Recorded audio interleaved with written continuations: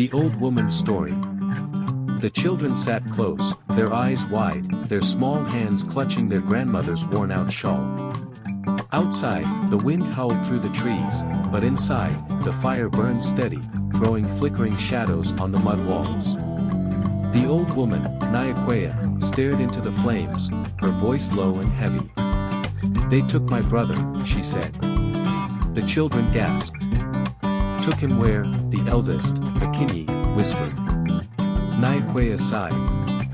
She was old now, her face lined with years of laughter and sorrow, but she still remembered those days as if they had happened yesterday. "To fight their war," she said. "A war that was not ours." When the strangers came, Nyakwea had been just a young girl when the first white men came to their village. They did not arrive like warriors, with spears and shields. They came with smiles and Bibles. They came with books and promises. They said they had come to teach us, Nyakwea continued. To show us a better way. And some believed them. The missionaries built schools and churches. They taught the children how to read and write, how to speak in the strange tongue of the British. "Your great-grandfather, my father, was proud when I learned to write my name," she said. "But he was not happy when I stopped kneeling before the elders. The girl is losing her respect," they said. The old ways were changing. The elders warned that the land had spirits, that the ancestors must be honored. But the missionaries called them pagan beliefs. They said the spirits were not real. Some villagers burned their charms and carvings. Others whispered in the dark, afraid to anger both the spirits and the new god. The war that was not ours. Then came the recruiters. They told the men that the British needed soldiers. That they would be paid. That they would be heroes. Nyakwea's brother, Jajuong, had been a strong young man, full of life. He believed in the promise of adventure and honor. He left wearing a uniform, Nyakwea said, her voice cracking.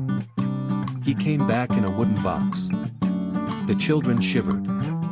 "Did he die in battle?" little Omondi asked. "No," she said. "He died of hunger. The war was far away, and they left them in the cold. The ones who came back, they were not the same." The people of the village saw the truth then. The white men had come not to help, but to take. Our land. Our people. Even our minds, Nyakwea said. They took what they could use and left us with confusion. The betrayal within. But the worst pain, Nyakwea told them, did not come from the white men. It came from our own, she said.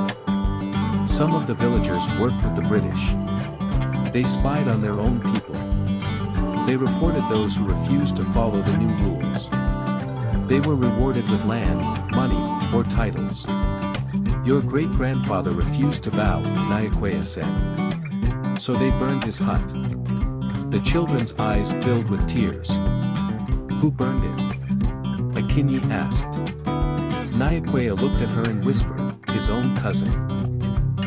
The room was silent, except for the crackling of the fire. Acceptance and moving forward. But Nyakwea did not hate the white men. Not all of them were bad, she said. Some truly wanted to help. Some of them suffered with us. And the schools, they gave us knowledge. They opened our eyes to the world beyond our village. She looked at the children, their eager faces glowing in the firelight. Because of that, you can read. You can write. You can understand stories like this one. But still, she warned them, never to forget who they were. The spear and the cross came together, and we had to find our way between them. Never let go of where you come from, even as you learn new things. The children nodded, deep in thought. Outside, the wind howled again. But inside, the fire burned steady, and Nyakwea's voice stayed with them, long after she had finished her tale.